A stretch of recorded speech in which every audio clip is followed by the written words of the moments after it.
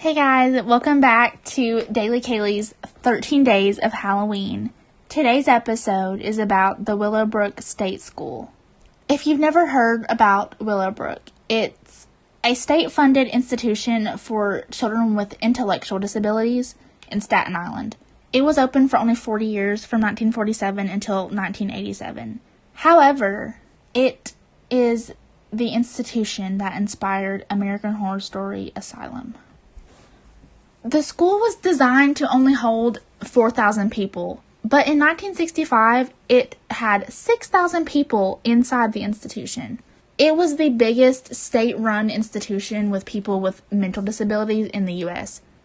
However, conditions at the asylum and questionable medical practices and experiments prompted Senator Robert F. Kennedy to call it a snake pit. Because the public finally saw all these things that were happening, they had to close in 1987. And after this, there was a federal civil rights legislation that began to protect people with disabilities. The College of Staten Island's main campus moved to the Willowbrook building in the early 1990s, so it's no longer here today. Before it opened as an asylum, it opened as a U.S. Army hospital. The original plans for the building were to open the asylum. For some reason, last minute, they changed it, and then 10 years later, they went back to being an asylum. Throughout the first decade, outbreaks of hepatitis A were extremely common at the school, and this is what began the super controversial medical studies that were being carried out between the late 50s and 70s. They would basically inject patients with antibodies to see which ones were effective in combating hepatitis A.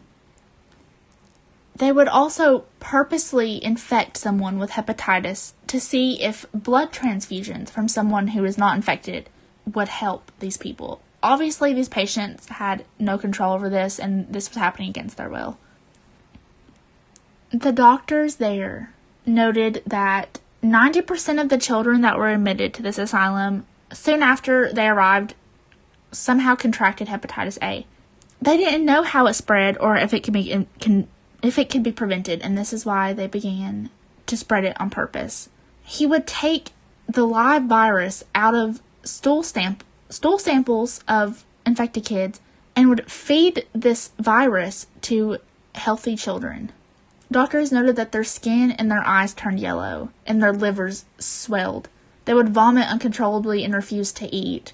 Some of them became severely ill, some died, but the doctors said that it was justifiable to give these children hepatitis because most of them would get it anyway.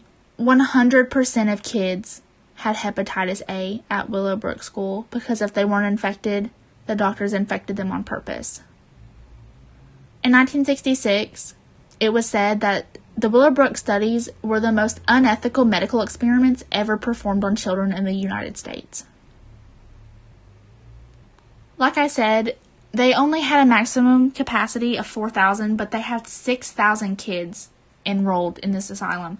Senator Robert F. Kennedy said that on his tour in 1965, what he saw was an overcrowded facility where these kids were living in filth and dirt. Their clothing was rags.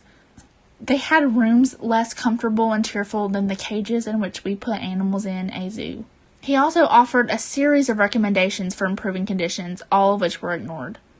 A woman by the name of Donna J. Stone, who was an advocate for mentally disabled children, gained access to the school by pretending to be a social work graduate. After she broke into the school and escaped, she shared her observations with members of the press.